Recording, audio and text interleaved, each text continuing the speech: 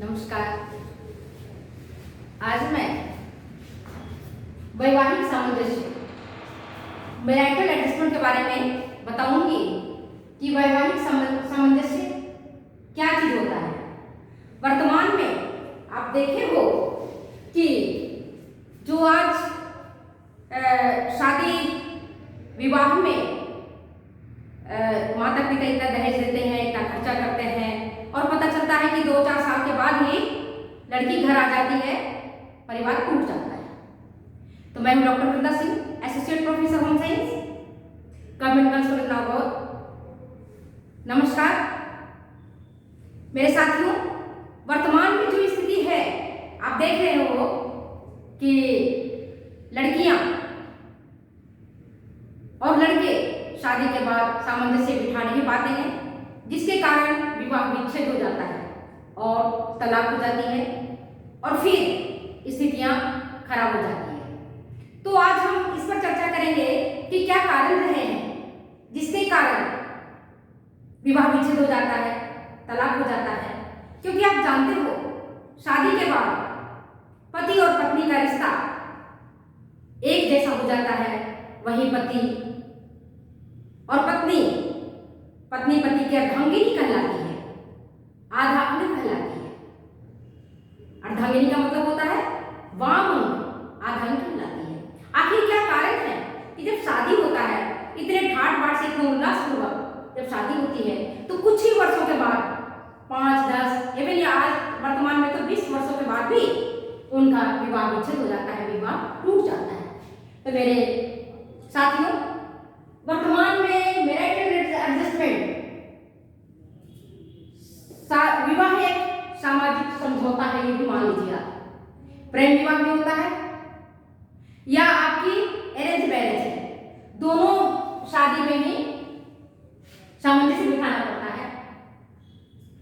तो हमारा जो ये समाज बनता है, हमारा जो परिवार बनता है, हमारा जो राष्ट्र बनता है, ये दो पति पत्नी से ही परिवार बनता है और उनके आपसी प्रेम, सौहार्द और एकता से रहने के बाद जब वो आगे की ओर बढ़ते हैं, तब परिवार बड़ा होता है। और मैं एक बात बता दूं, जैसे माता पिता जिस तरह से व्यवहार करते हैं, बच्चे भी वैसा ही व्यवहार करते हैं। अगर बच्चे, आप देखिएगा, बच्चे को बोलने का ढंग, चलने का ढंग, बात करने का ढंग सब उसी तरह से होता है जैसा कि उसके माता पिता बोलते हैं, जैसा कि उसके माता पिता करते हैं। तो आप ये देखिए कि माता पिता जब इतने हर्षोल्लास से जब विवाह करते हैं और विवाह पश्चात लड़की अपने घर आ जाती है, विवाह टूट जाता है, तो कितनी तकलीफ होती है उस माँ को, कितना तकलीफ होता है उस पिता को, कितना तकलीफ होता है उस ससुराल वाले को, जिन्होंने बड़े ही प्रेम से विवाह करवाया है अपने बच्चे की सुखद जीवन के लिए। लेकिन बीच में ही सामंजस्य न बिठा पाने के कारण विवाह विच्छेद हो जाता है। तो आज हम इसी बात पर चर्चा कर रहे हैं कि आखिर विवाह क्यों टूटता है, क्या कारण है, क्यों नहीं हम समझौता कर लेते हैं। आज से बहुत साल पहले जो हमारे टाइम है, उस टाइम औरतें सहनशील होती थी।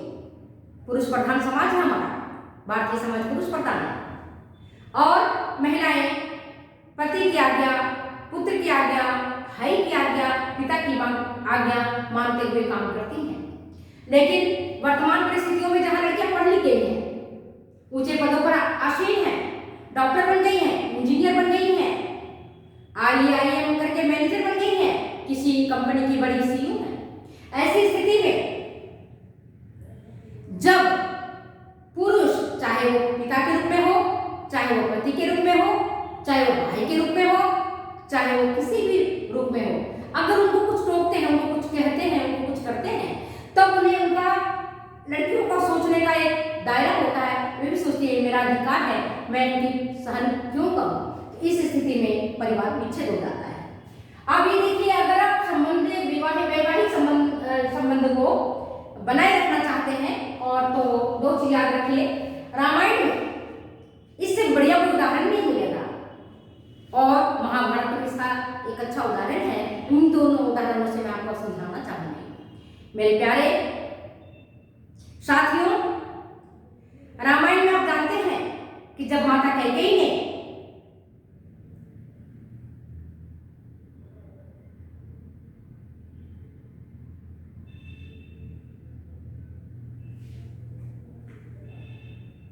राम को वनवास जाने के लिए आज्ञा दी, और वो भी 14 वर्षों के लिए, तब जब राम जी वनवास जाने लगे तो उन्होंने क्या कहा सीता को, हे सीता, तुम राजमहल में रहो, सास ससुर की सेवा करो। माता ने मुझे वनवास दिया है, तुम्हें नहीं दिया है, तुम क्यों जाओगी? तुम तो घर में रहो, महलों की राज करो, तुम्हें नहीं जाना है वहां, जाना मुझे। सीता माता ने क्या कहा? ये आज की परिवेश में हम लड़कियों को समझना अनिवार्य है, चाहे कितने भी पढ़ लिख लें, अगर इन चीजों को आप नहीं समझते हैं तो परिवार तो टूटता ही है, साथ में अपना मन भी खट्टा होता है, मन भी टूटता है। सीता माता ने, जबकि जनक नंदिनी थी, राजा जनक की पुत्री थी, महलों में पली बड़ी थी, वो चाहती तो कह देती, हे राम, तुम जाओ वनवास, मुझे नहीं जाना, मैं तो अपने पिता के घर चली जाऊंगी, मैं अपने ससुर के घर में रहूंगी। जैसे आज लड़कियां कहती हैं कि जहां जरा कष्ट होता है कि आप जाओ, मैं तो अपने मायके जा रही हूं, मुझे नहीं रहना आपके घर। तो सीता ने क्या कहा? इस भारत की सीता ने क्या कहा? सुनिए, जिये बिनु देह नदी बिनु आरी, वैसे ही नाथ तुलसी बिन नारी। हे नाथ, जिस प्रकार से आत्मा के बिना शरीर का कोई महत्व नहीं है, नदी के बिना, जिस नदी में जल नहीं हो, नदी बिनु वारी, जिये बिनु देह नदी बिनु वारी। जिस शरीर में आत्मा नहीं होता है उसको मृत शरीर समझते हैं, और उसको हम क्या करते हैं? उनको हम कर देते हैं मृत शरीर है, इसे तो जला देना चाहिए, गाड़ देना चाहिए, जल्दी से जल्दी इस काया को हटा देना चाहिए। और नदी बिनु वारी, जिस नदी में पानी नहीं है उस नदी का क्या महत्व है? सूखी नदी का कोई महत्व नहीं है। वैसे ही नाथ पुरुष बिन नारी, हे नाथ, हे राम, पुरुष का भी, नारी का भी पुरुष के बिना वही स्थान है, जो स्थान आप देखते हो मृत शरीर का हो जाता है, सूखी नदी का हो जाता है। तो आप मुझे ऐसा क्यों समझते हैं कि मैं वनगमन ना करूं? आप ऐसा क्यों समझते हैं मैं वन को ना जाऊं? मुझे भी वन जाना है। और रामचंद्र जी अंत में उनकी बातों को मान लिए, वो निरुत्तर हो गए, और उन्होंने सीता को कहा, चलो भाई, तुम भी चलो मेरे साथ। तो ये रही आपकी रामायण काल की बात। अब मैं महाभारत काल की बात पर 2 मिनट का चर्चा करती हूं। मेरे साथियों, मेरी युवा बहनों और मेरा युवा भाइयों, जिनको अपने बहुत पैसे का अहंकार है, जिनको अपनी शिक्षा का अहंकार है, जिनको अपने खूबसूरती का, अपने यौवन का अहंकार है, वो भी याद रखें, वैवाहिक विच्छेद होता है, तलाक होता है, तो उनका जो एक तरह से जीवन होता है, वह एक तरह से जीवन कैसा हो जाता है वो खुद समझते हैं, जिन्होंने इस स्टेप को चुना है। तो आप ये देखिए कि क्या कारण है जिसके कारण विवाह विच्छेद होता है। मेरे प्यारे साथियों, पहला है ईगो का जागना। अहम हमारे भीतर एक बैठा हुआ है, अहम क्या है? अहम बैठा हुआ है, ईगो बैठा हुआ है। ये हमें कहते रहता, तुम क्यों, मैं भी हूं, मैं भी हूं।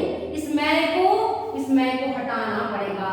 जब तक इस मैं को हम नहीं हटाएंगे तब तक हमारे अंदर झगड़ा होता रहेगा।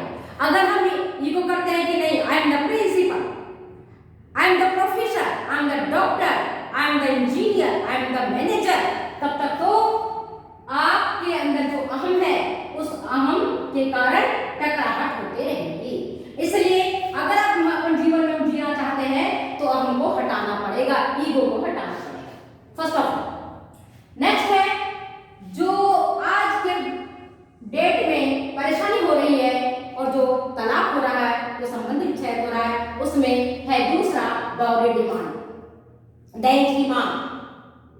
कई परिवार में आप देखते होंगे, खास करके मैं यहाँ उदाहरण देना चाहती हूँ मध्य प्रदेश, उत्तर प्रदेश और बिहार का। बिहार में दहेज की मांग बहुत ज्यादा है हर कास्ट में। पहले वहां लोग कैश लेते हैं, नगद, उसके बाद वो शादी करते हैं। और अगर ये डॉरी डिमांड बढ़ते जाती है कैश के रूप में, जैसे मान लो आईएएस हो, आईएएस की डिमांड होगी 50, आप इंजीनियर हो, अगर आप गवर्नमेंट इंजीनियर हो तो 10 लाख, अगर कोई कंपनी की बहुत बड़ी इंजीनियर हो 20 लाख, अगर आप सरकारी नौकरी में हो 5 लाख, अगर आप टीचर हो तो 10 लाख। इस तरह की डिमांड वहां चलते रहती है। जैसे जितनी बड़ी आपकी डिग्री है, जितना बड़ा आपका पैसा है, उतना बड़ा आपका ये चलता रहता है, डिमांड भी बढ़ती है। और ये डिमांड अगर बढ़ते जाती है कि ना शादी के बाद अगर लड़की वाले ने लड़की को दहेज में टीवी नहीं दिया, फ्रिज नहीं दिया, एसी नहीं दिया, तो घर वाले उसको, जो ससुराल वाले हैं, वो कहते हैं अरे तुम्हारे यहाँ टीवी नहीं आया, तुम्हारे यहाँ फ्रिज नहीं आया। और ससुराल वाले छोड़ो, ससुराल वाले के जो पड़ोसी हैं वो आकर के पूछते हैं अरे बहू के यहाँ से क्या क्या है, मुझे तो दिखाओ। अब सास कहती है कि भाई हमारी बहू के यहाँ से अगर उनको कुछ कम होता है, लगता है जैसे टीवी नहीं आया, फ्रिज नहीं आया, कैश नहीं आया, बहुत सारे सोना नहीं आया, तो वो फिर वो उसकी कटाक्ष बहू को कहते हैं इनके बिहार से तो कुछ दिया ही नहीं। तो लड़की के मन में जिसने अपनी घर छोड़ करके आई है, और अगर उसको वहां किसी वस्तु के लिए, किसी फ्रिज के लिए, किसी पलंग के लिए, किसी चीज के लिए अगर उसको कटाक्ष करते हैं तो उसको अच्छा नहीं लगता है और खटपट यहीं से शुरू हो जाती है। एक तो खटपट हुआ हमसे, ईगो जाग गया दोनों में से किसी का, और दूसरा है अगर कैश में कमी आ गई, माता पिता ने कहा लड़के वाले के कि मुझे 50 लाख चाहिए और लड़के वाले ने 40 लाख रुपए दिया और 10 लाख रुपए कहा कि बाद में हम आपको दे देंगे आफ्टर मैरिज, 7-2 साल के भीतर या होने के भीतर, है ना, दे देंगे आपको। लेकिन अब वो नहीं दे पाते हैं किन्हीं कारणों से, तो फिर लड़के वाले उसको बार बार कहते हैं आपने कहा था 10 लाख रुपए आपका बकाया है या 5 लाख रुपए बकाया है, आप दीजिए। ऐसा हो गया जैसे मैंने कर्ज ले रखा है, एक तो लड़की भी दे रहे हैं, पैसा भी दे रहे हैं, ऊपर से वो लड़की को लिए, लड़की को डॉरी के लिए वो टॉर्चर भी कर रहे हैं। आज आए दिन अखबार पढ़ते हैं, पत्र पत्रिका में पढ़ते हैं, कितनी लड़कियों की जान, कितनी नवविवाहितों की जान इस दहेज दानों ने खा लिया है, दहेज रूपी दानों ने निगल लिया है। तो दहेज रूपी दानों भी वैवाहिक सामंजस्य को गड़बड़ाने में एक महत्वपूर्ण भूमिका निभाता है। अगर डॉरी डिमांड को कम कर दिया जाए, हटा दिया जाए, तो काफी हद तक जो आप देख रहे हैं, जैसे मैं आपने बताऊं, मेरे बेटे हैं और बेटियां हैं, मैं क्या बताती हूँ, छोटा सा, वो जब भी मैं कहती भाई लड़की है दहेज देना पड़ेगा, मेरी लड़की कहती क्यों भाई, क्यों दहेज देना पड़ेगा, क्यों दे, हम भी तो पढ़े लिखे हैं, हम भी तो IIM किए हैं, क्यों लड़के वाले को दहेज देना पड़ेगा। तो जब हम तो कहते भाई बेटी हो देना पड़ेगा, बेटा लड़की को तो हम घर में रखेंगे नहीं, शादी तो करानी पड़ेगी। तो फिर कहते हैं नहीं, जो लड़का हमसे दहेज मांगेगा उसके यहाँ शादी नहीं करनी। अब आप ये बताइए तो उस लड़की की बात, लेकिन जहां लड़के वाले से हम बात करते हैं वहां तो पहले कहते हैं आप लड़की को यूं तो विदा नहीं करेंगे ना, हमारी डिमांड है नहीं, लेकिन आप ऐसे तो लड़की को नहीं विदा करेंगे। मतलब डायरेक्टली इनडायरेक्टली वो दहेज की मांग करते हैं। और हम ठीक है माता पिता हैं, हम तो अपने बच्ची को उतना ही प्यार देते हैं, उतनी संपत्ति भी देना चाहते हैं जितना हमारी बस में होता है। तो हर माता पिता अपनी बच्ची को, अपनी लड़की को यूं ही नहीं विदा करता, अपने मन से जितना उनकी हैसियत होती है उतना देते हैं। इसके बावजूद अगर लड़के वाले परेशान करते हैं, लेते हैं कि और मुझे चाहिए, मुझे और चाहिए, मुझे और चाहिए, तब ये डॉरी डिमांड हो जाता है, तब ये दहेज की मांग हो जाती है। और ये चीज है, दहेज की मांग गलत है। यहाँ दहेज की मांग के कारण ही ये जो वैवाहिक सामंजस्य सामंजस्य है वो गड़बड़ाता है। इसके बाद देखते हैं तीसरा बिंदु, पति पत्नी या सास बहू का झगड़ालू स्वभाव।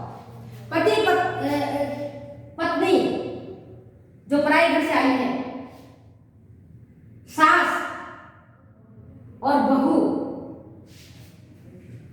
इनमें से किसी का भी अगर झगड़ालू स्वभाव है तो लड़ाई झगड़ा होगा। और जब लड़ाई झगड़ा होगा तो मैरिटल एडजस्टमेंट गड़बड़ाएगा, इसमें कोई दो मत नहीं है। अगर बहू अपने पीहर से सामग्री लेकर आती है, चीज लेकर आती है, उसका धौंस दिखाती है, अरे मेरी वॉशिंग मशीन है, अरे मेरी फ्रिज है, अरे मेरी तो सोफा है, मेरे घर का ये पलंग है, मेरे घर का ये है, मेरे घर का वो है, मेरे घर के कपड़े हैं। अगर ऐसी इस तरह की बात है, अगर बहू रोज रोज घर वालों को करती है तो घर वालों को भी बुरा लगता है।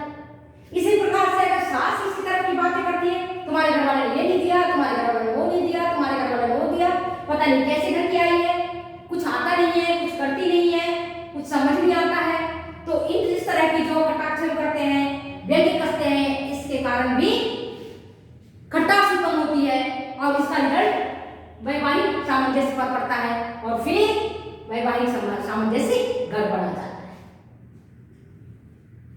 इसलिए अगर बहू आए तो उसे भी अपने ससुराल वाले को अपने जिस तरह से वो अपने पीहर वाले की इज्जत करती है, सम्मान करती है, प्यार देती है, प्यार देती है, वैसा ही व्यवहार अगर ये ससुराल में करेगी तो ये चीज जो आपका है वैवाहिक सामंजस्य मधुर बनेगा और अच्छा रहेगा। और अगर ऐसा नहीं कर पाती है तो खट्टा होना सामान्य सी बात। इसी प्रकार से जो सास है, अगर सास ये मान ले कि बहू पराये घर से आई है, अपना सब कुछ छोड़ करके आई है, हमारे यहाँ आई है, हमारी विश्वास पर आई है, तो उसको हमें बहू के दिल को जीतना है। अगर वो सोचेगी कि बहू के दिल को हम जीतेंगे तब फिर ये जो झगड़े हैं वो समाप्त हो जाएंगे और वैवाहिक सामंजस्य बना रहेगा। चौथा है विश्वास में कमी।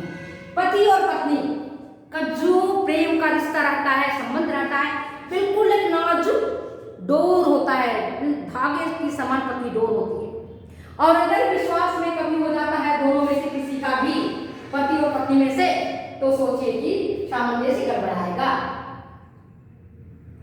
अगर पति पत्नी से छिपाता है कोई भी बात को, पत्नी पति से छिपाती है कोई भी बात को, तो विश्वास में, आपसी विश्वास में जहां कमी आएगी वहीं पर ये जो वैवाहिक रिश्ता है वो कड़वाहट पूर्ण हो जाएगा और गड़बड़ा जाएगा। इसके बाद पांचवा बिंदु है आर्थिक तंगी। आर्थिक तंगी समझते हैं आप? आज देखते हैं पेपर में, इस कोरोना काल में हम सब ने महसूस किया है कि जब नौकरी चली जाती है, कमाने वाली तनख्वाह भी हो जाती है, तो जो लड़के ने लोन ले रखा है, कार का लोन ले रखा है, घर का लोन ले रखा है अपने बच्चों को पढ़ाने के लिए, अब तनख्वाह आधी हो गई अथवा उसे नौकरी से निकाल दिया गया, तब क्या होता है? पति परेशान रहता है, मैं खर्चा कहां से चलाऊं, और पत्नी परेशान रहती है, मैं घर कैसे चलाऊं। और ये दोनों को परेशानी से खटपट उत्पन्न होती है और फिर ये वैवाहिक सामंजस्य को गड़बड़ा देता है। तो यहां भी हमको इस बिंदु पर भी हमें विशेष ध्यान देना पड़ेगा। वर्तमान में आप देख रहे हैं, पहले क्या होता था, छोटे बच्चे होते थे, लड़के 21 साल के, लड़के 18 साल के, और उनकी शादियां हो जाती थी, खर्चा घर वाले चलाते थे। वर्तमान में क्या देख रहे हैं कि हर एक के परिवार सीमित है, एक या दो बच्चे हैं, शादी हो गई है तो माता पिता खर्चा चलाते हैं, लेकिन माता पिता भी खर्चा कब तक चलाएंगे? कभी न कभी उनको तो कहना पड़ता है कि भाई तुम लोग अपना खर्चा खुद उठाओ। इनमें से अगर पति नहीं कमाता है या कम कमाता है,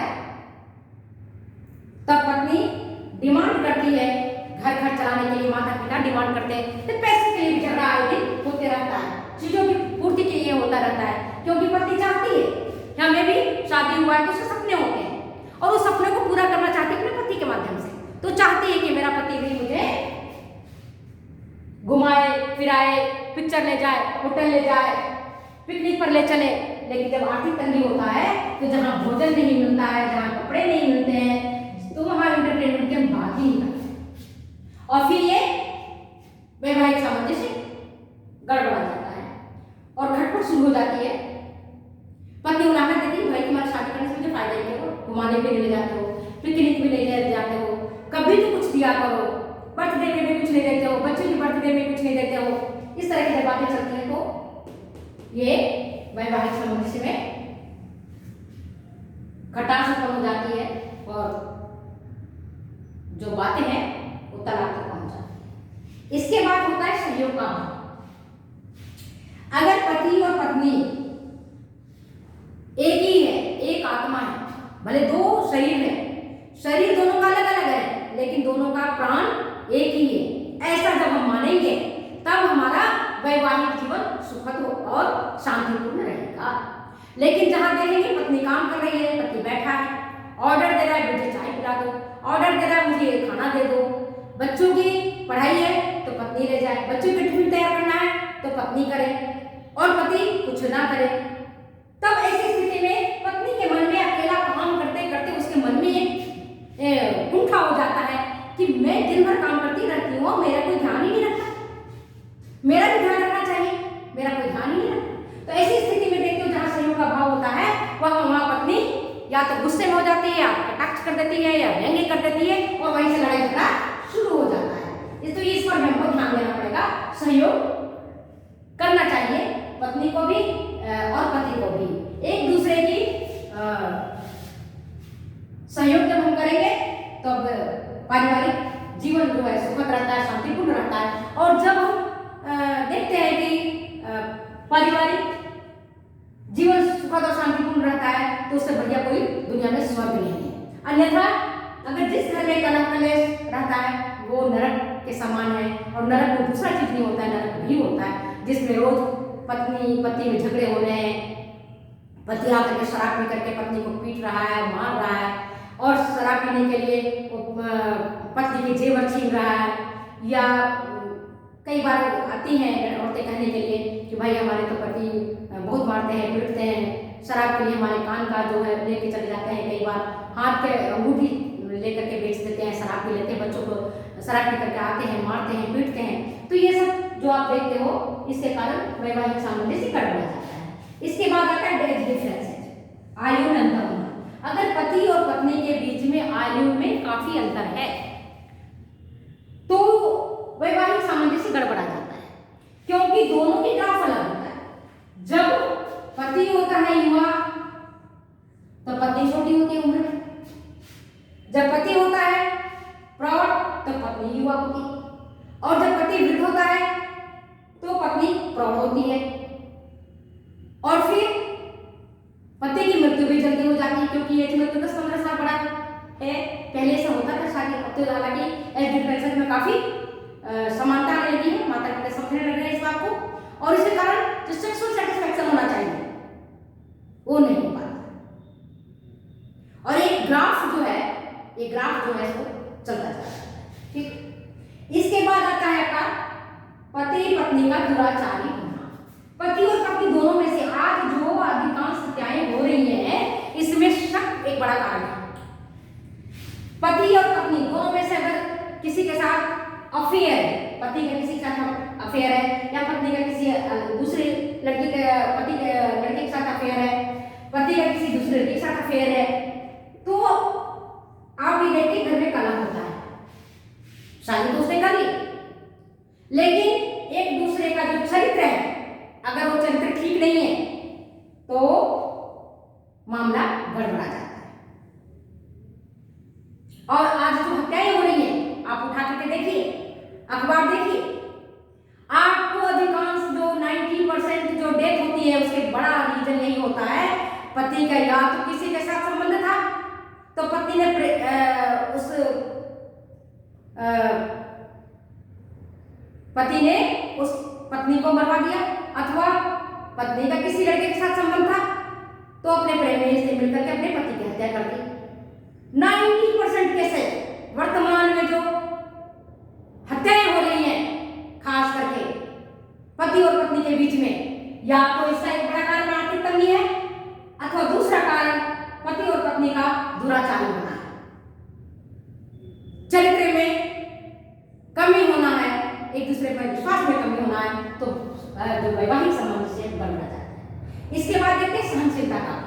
वर्तमान में जो शादियां टूट रही हैं, इसका एक बड़ा कारण सहनशीलता का अभाव है। सहनशीलता का अभाव कैसे, मैं आपको बताऊं। सहनशीलता कैसे, पहले अगर पति बोल देता था, घर वाले कुछ बोल देते थे, तो सहन करती थी लड़कियां, क्योंकि हमें सिखाया जाता था कि पृथ्वी और नारी एक जैसी होती है। जैसे माता पृथ्वी विभिन्न चीजों को सहन करती हैं, उनके ऊपर बंजर भूमि भी रहता है तो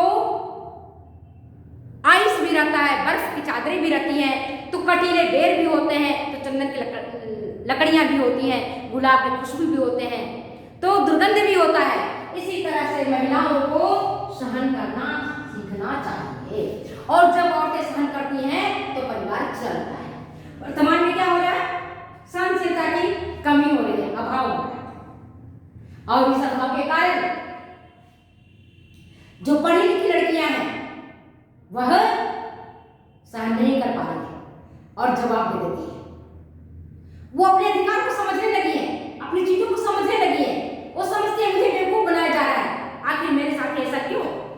जहां प्रश्न होता है क्यों का, मेरे साथ ही क्यों, जब होता है मेरे साथ क्यों, तो सहनशीलता में कमी आ जाती है। और जैसे वो क्यों पूछती है, मेरे साथ क्यों, वाई, वही पुरुष का हम टकरा जाता है, ईगो टकराता है, और जब ईगो टकराता है तो वो फिर हिंसक पशु की तरह हो जाता है, मारपीट करने पर उतारू हो जाता है, गाली गलौज करने पर उतारू हो जाता है, विभिन्न प्रकार के अत्याचार करने लग जाता है। और इस अत्याचार के बाद लड़कियां सोचती है मैं तो कमा रही हूं, मैं अपने पैरों पर खड़ी हूं, मैं स्वावलंबी हूं, मैं इनकी मार क्यों खाऊंगी, मैं इनकी डांट क्यों खाऊंगी। अंततः वो परिवार विघटित हो जाता है, वैवाहिक सामंजस्य गड़बड़ा जाता है। इसके बाद एक जो छोटा सा कारण ये भी है, एकाकी परिवार। यद्यपि संयुक्त परिवार आज के डेट में टूट रहा है और एकाकी परिवार ने अपना चलन लिया है। एकाकी परिवार में पति पत्नी और उसके बच्चे होते हैं, बच्चे भी आजकल 1 या 2। तो जहां एकाकी परिवार होता है वहां पर दोनों किंग होते हैं, पति भी किंग, पत्नी भी किंग, सम्राट। 2 एम्परर की लड़ाई होती है, वहां जब लड़ाई होती है तो 2 एम्परर की होती है, क्योंकि जब संयुक्त परिवार होता है तो वहां पर लड़की या लड़के में किसी न किसी को शर्म आती है कि पिताजी क्या सुनेंगे, कि माताजी भी सुन रही हैं, या घर में दूसरे जो है सासू सुन रही हैं, या ननद सुन रही है, तो दूसरे परिवार के सदस्य भी हैं वहां पर, और वह हस्तक्षेप भी आगे करते भी चलने के ऊपर है। लेकिन जहां पर एकाकी परिवार है वहां पर 2 एम्परर हो जाते हैं, पति भी एक बहुत बड़ा सम्राट होता है और पत्नी भी बहुत बड़ी सम्राज्ञी होती है, और जो 2 राजाओं का युद्ध होता है तो अंततः क्या होता है, हार जीत का फैसला होता है, और यह फैसला अंततः तलाक में बदल जाता है, डाइवोर्स हो जाता है। और जो एक नेक्स्ट बिंदु है वो है स्वतंत्र सोच। स्वतंत्र सोच से मतलब कैसे, लड़की की भी स्वतंत्र सोच है, लड़के की भी स्वतंत्र सोच है। और यहाँ मैंने पहले भी बताया था, मैं नहीं बता रही हूँ, बल्कि परंपरा से चलते आ रही है कि पति पत्नी 2 शरीर का एक ही प्राण है, प्राण एक है, भले शरीर 2 है लेकिन आत्मा एक है। और जहां स्वतंत्र सोच होगा, जहां 2 अलग अलग सोच होंगे, जहां समानता नहीं होगी वहां टकराहट होगा, जहां टकराहट होगा वहां सामंजस्य गड़बड़ाएगा। इसके बाद आता है ससुराल वाले का हस्तक्षेप। ये भी एक बड़ा फैक्टर है। अगर लड़की पढ़ी लिखी है, पैसे वाली है, तो अपने ससुराल वाले पर अपनी घौंस दिखाती है पैसों का, और अगर ससुराल वाले पैसे वाले हैं, लड़की थोड़ी गरीब है तो उसको भी इसके ऊपर एहसान दिखाती है। या ससुराल वाले का हस्तक्षेप होता है, अरे बेटा मेरा है, कमा के मुझे देगा। पत्नी कहती है पति मेरा है, कमा के मुझे देगा, तुम कौन होते हो बीच में। तो जहां कहीं भी ससुराल वाले का हस्तक्षेप होता है, चाहे मेरे पक्ष से हो या ससुराल पक्ष से, वहां पर ये झगड़े हो जाते हैं। और अगर ये झगड़े देखते हैं तो अंततः ये झगड़ा आपको तलाक